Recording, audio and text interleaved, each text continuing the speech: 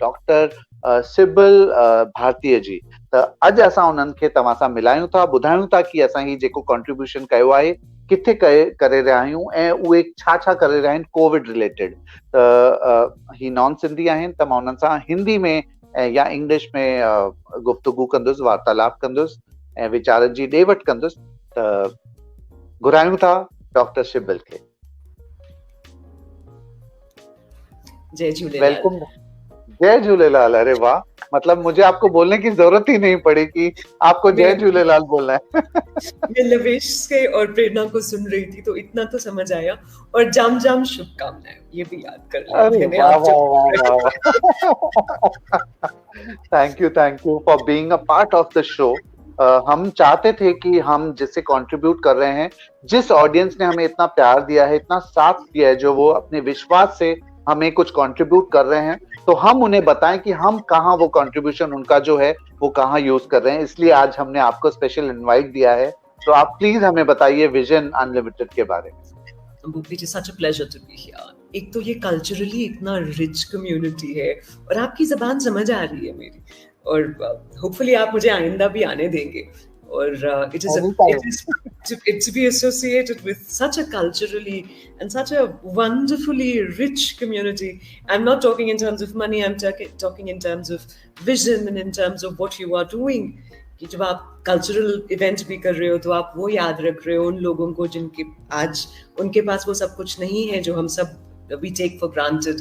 So really grateful for your vision more than anything else कि आपने सोचा, क्योंकि ज़्यादातर जो इवेंट्स होते हैं इस तरह के वो क्योंकि हम सब एक दूसरे से बातें करते हैं खुश होने के लिए, तो हम भूल जाते हैं कि एक पहलू जिंदगी का वो भी है जिसमें हमें ईश्वर ने इतना नवाजा है कि उसको हम भूल सकते हैं। विजन अनलिमिटेड एक बहुत छोटी सी पहल है और सिर्फ दोस्तों के साथ और फैमिली मेंबर्स के साथ शुरू हुआ था। जब मैं हिंदुस्तान वापस आई थी, एक छोटा सा फूड बैंक रन करती थी मैं, और वो फूड बैंक जिसमें हम यूजुअली 200-300 फैमिलीज को सिर्फ 2 हफ्ते का अनाज देते थे कि जब वो यहाँ पर हैं, खासतौर पे माइग्रेंट फैमिलीज, तो 2 हफ्तों के लिए उनको खाना मिल जाए ताकि वो अपने कदम जमा सकें बड़े शहर में। मैं गुड़गांव और दिल्ली में ऑपरेट करती थी। वैसे मैं आई सर्जन हूँ तो शाम को यही करती होती थी। लेकिन जब कोविड क्राइसिस आई तो ये अचानक इतना बड़ा हो गया कि हमारी समझ ही नहीं आया कि हम अकेले नहीं कर सकते, फ्रेंड्स और फैमिली के साथ नहीं कर सकते। तो फिर हमने ये इनिशिएटिव सोशल मीडिया पे डाला और कहा कि भाई हमारे फूड बैंक को सपोर्ट कीजिए, पका खाना नहीं चाहिए, हमें कच्चा खाना चाहिए। तो हमने फर्स्ट वेव जब कोविड थी तो हमने लगभग 3.5 लाख कुक्ड मील्स सप्लाई किए थे गवर्नमेंट सेंटर्स को, जो गवर्नमेंट शेल्टर्स थे माइग्रेंट्स के लिए वहां पर, और लगभग 7,000 फैमिलीज को। और इसमें मेरा कोई कंट्रीब्यूशन नहीं है, इसमें सिर्फ दोस्त हैं आप जैसे जो साथ आते गए, जिन्होंने सिर्फ इस बात पे भरोसा किया कि हम घर से कर रहे हैं सब कुछ। और 7,000 फैमिलीज को हमने फर्स्ट वेव में सपोर्ट किया था खाने के साथ। सेकेंड वेव में जो गुड़गांव और दिल्ली में लॉकडाउन हुआ, उसमें बहुत सारे लोगों की नौकरी नहीं गई, लेकिन क्योंकि बहुत शॉर्ट टर्म था, लेकिन बहुत बीमारी फैल गई। तो हमारा जो रिलीफ एफर्ट था वो बेसिकली कोविड केयर की तरफ शिफ्ट हो गया। हमने 4 सेंटर्स बनाए, जबकि मैं डॉक्टर हूँ, लेकिन वो वहाँ पर मेडिकल केयर नहीं थी, वहाँ पर हमने सिर्फ इक्विपमेंट दिया, क्योंकि आप और हम तो अपना ऑक्सीमीटर खरीद सकते हैं जी, लेकिन कम्युनिटी में बहुत सारे ऐसे लोग हैं जो नहीं खरीद सकते। तो हर सेंटर में 100 ऑक्सीमीटर, 100 थर्मोमीटर, 100 इनहेलिंग मशीन्स, भाप लेने की स्टीम मशीन्स, 10-12 नेब्यूलाइजर्स, और हमारे पास टोटल 26 ऑक्सीजन कंसंट्रेटर्स थे। तो जिसे भी चाहिए वो मुफ्त में ले सकता है, किसी से हमने 1 रुपया पैसा नहीं लिया, और जो खुद नहीं आ सकते हम उनके घर अपने घर से छोड़ के आए जी। और हमारा 0 एडमिनिस्ट्रेटिव कॉस्ट है, क्योंकि हम सब फ्रेंड्स हैं जो अपनी गाड़ी चला के खुद छोड़ के आते हैं। और ये ऐसे हम 4 सेंटर्स चला रहे हैं सर। अब अगेन ये एफर्ट इतना बड़ा हो जाएगा हमने सोचा भी नहीं था। दुजाना झज्जर में एक गांव है, वहाँ बिजनौर और देवबंद 2 छोटे शहर हैं, कस्बे हैं, गांव जैसे ही हैं यूपी में। हमारे जो 2 कॉलीग्स हैं वो वहाँ से रहते हैं, तो उन्होंने कहा हम अपने घर में भी कर लें। हमने कहा बिल्कुल कर लें। और एक तो गुड़गांव में है क्योंकि वो मैं यहाँ रहती हूँ, इसके अलावा हम 2 बहुत छोटे-छोटे स्कूल लगाते हैं। बहुत ही छोटे-छोटे स्कूल हैं वो बच्चों के लिए जो आउट ऑफ स्कूल चिल्ड्रन हैं, और ज़्यादातर वो ऐसे बच्चे हैं किशन जी जिनके पेरेंट्स के पास भी कार्ड्स नहीं है, आधार कार्ड्स और यूआईडी नहीं है उनके पास।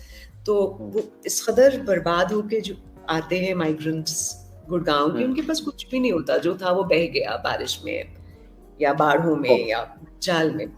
तो उन बच्चों को हम पढ़ा रहे हैं, उनके पेरेंट्स के हम कार्ड्स बनवाने की कोशिश कर रहे हैं, जो भी हमें उनके गांव से सपोर्ट मिलता है उसके साथ, ताकि इन बच्चों को हम सरकारी स्कूल में एडमिशन दिला सकें।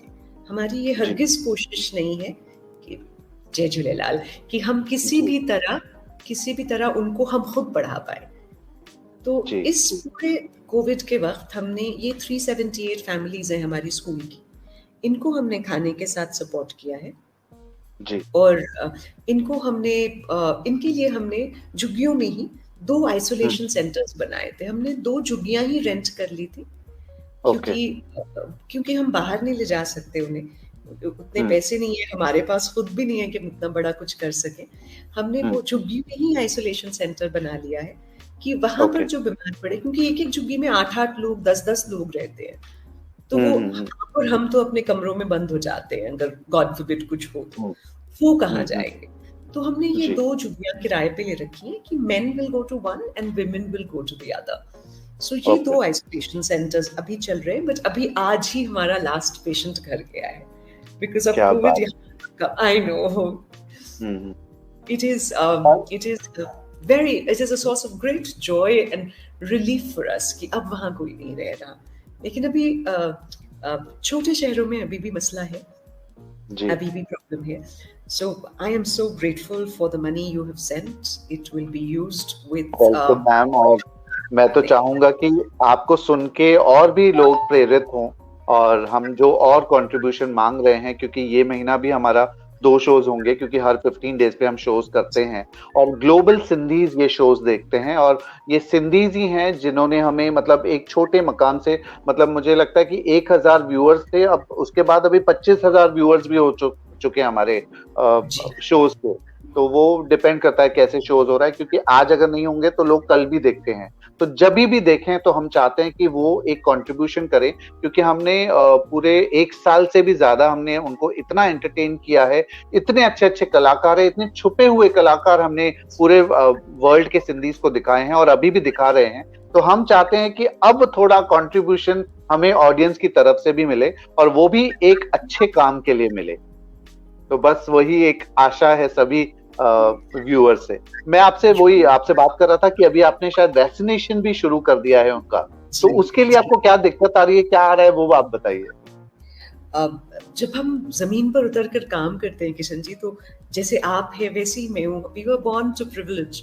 हमारे पेरेंट्स ने हमारी जिंदगी इस तरह करी कि हमें कभी किसी चीज की कमी नहीं होनी दी। शायद उन्हें कमी रही हो उस जनरेशन में, खास तौर पे हमारे ग्रैंड पेरेंट्स की जनरेशन में तो रही होगी, लेकिन हमारी जनरेशन को हमारे पेरेंट्स ने इस तरह प्रोटेक्ट करके रखा कि हम कभी सोच भी नहीं पाते। अभी हमने हमारे पास ये जो 378 फैमिलीज है, हम इनको वैक्सीनेशन लगाने की कोशिश कर रहे हैं। सबसे बड़ा मसला यही आ रहा है कि किसी के पास फोन नहीं है, तो आप कोविन पे रजिस्टर कैसे करेंगे, ओटीपी कैसे आएगा?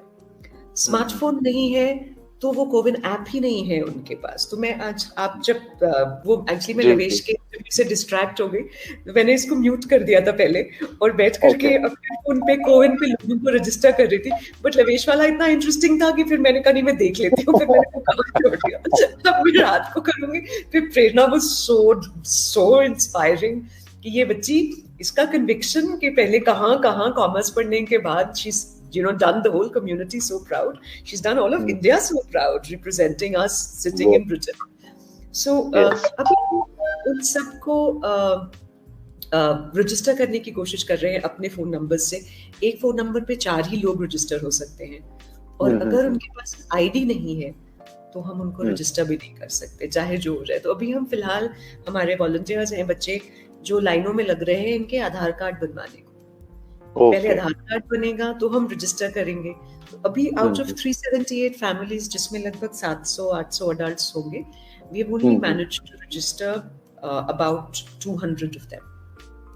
So बट raising मुझे the लगता है धीरे धीरे बिल्कुल raising the money Kishan ji because of friends like you and strangers who believe that हमें अल्लाह ने इतना दिया है कि हम शेयर कर सके.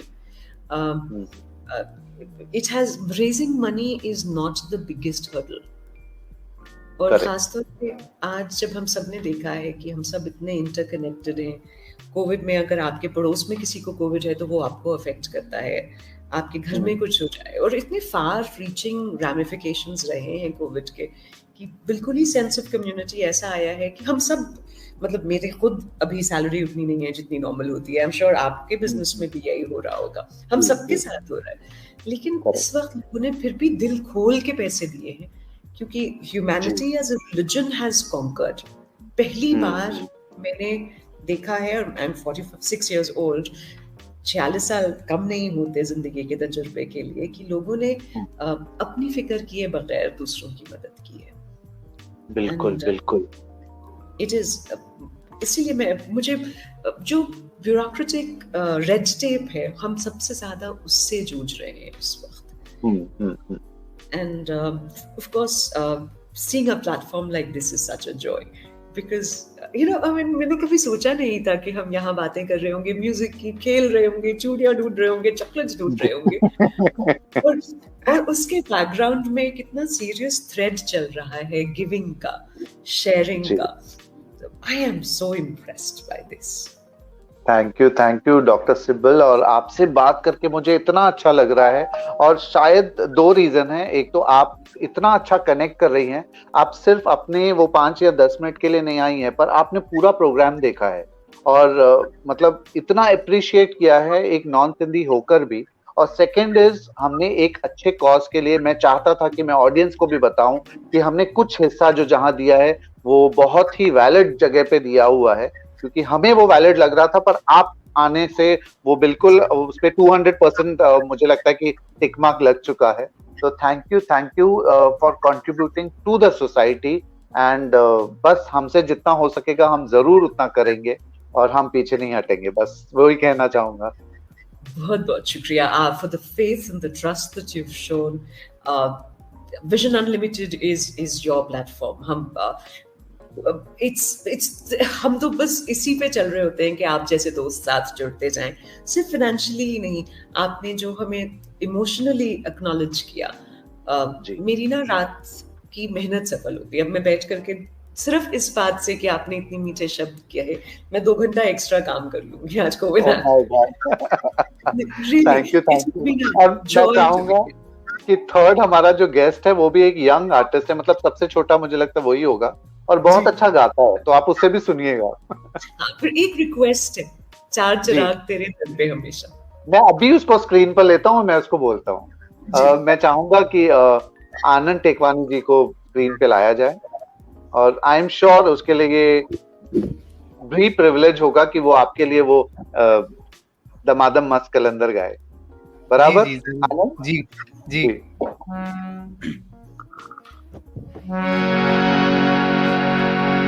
लाल मुंजी